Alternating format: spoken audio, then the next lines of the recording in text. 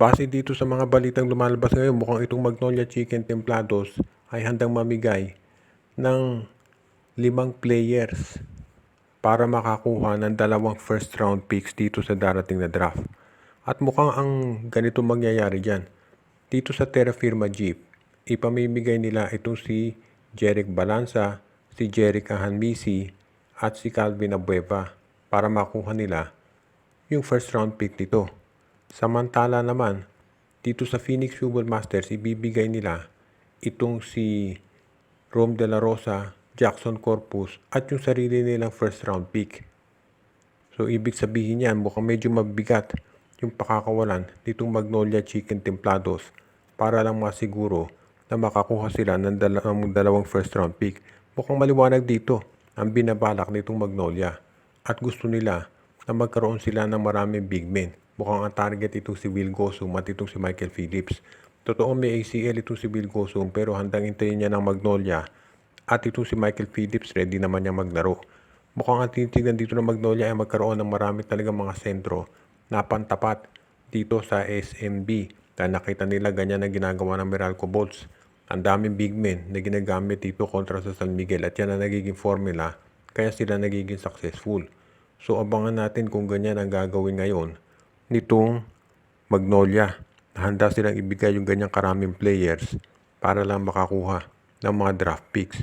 Kung sakasakali masasabi natin na ito'y magandang strategy. Walang duda naman na dito sa pagdating sa Terra Firma tatanggapin nila yung offer. Pero ang tanong, ito bang Phoenix Football Masters ay papayag dyan? Yan ang mabigat dahil itong Phoenix ay isang independent team at hindi basta-basta nakikipag-trade yan sa SMC at sa MVP Group. Totoo nga ba na itong TNT Tropang Giga ay handang mag-offer ng 2 million pesos a month para dito kay Ray Ray Parks para siya ay makuha na nila?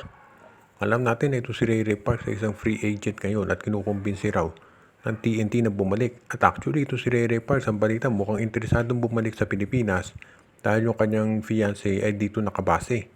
So mukhang yan daw isa kinukonsidera ngayon ni Parks. Yung rights ni Parks ay nandito pa rin sa TNT Tropang Giga. So if ever na magdesisyon nga siyang bumalik sa Pilipinas, sa TNT siya maglalaro. I-welcome naman back siya ng TNT, no doubt. Sinabi na yan ni Coach Chot Reyes sa isang interview sa Spin na kung babalik si Parks, tatanggapin niya ng TNT syempre. Lalo na ngayon, nakuha na nila si Reynan Batak, mukhang lalakas na ang TNT. Syempre magdedepende yan lahat dito sa kanilang negosasyon. Pero if ever bumalik na itong si Ray Ray Parks dito sa Pilipinas at maglaro sa TNT, magiging isang instant powerhouse agad itong TNT Tropang Giga. Kaya sa tingin ko, magiging magandang addition siya para dito sa katropa.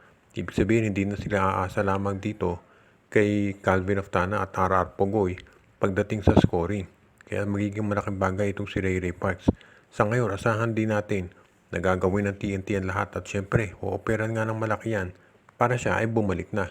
Kung sakaling mangyari ito, masasabi natin na itong TNT Tropang Giga ay magiging isa na doon sa mga teams na talagang nalaban dito sa SMC. Alam natin na medyo nag-struggle ng TNT ngayong season na to at marami nga nagsabi dapat nga hindi pinalitan si Jojo Lastimosa na coach.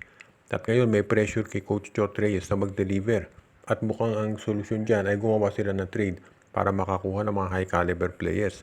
Kaya bukod dito kay Reynan Batak, merong gagawing ibang trades itong TNT Tropa at kung kinakailangan nga ay secure yung services ng free agent na si Ray Ray Parks para bumalik na dito at maglaro sa kanila.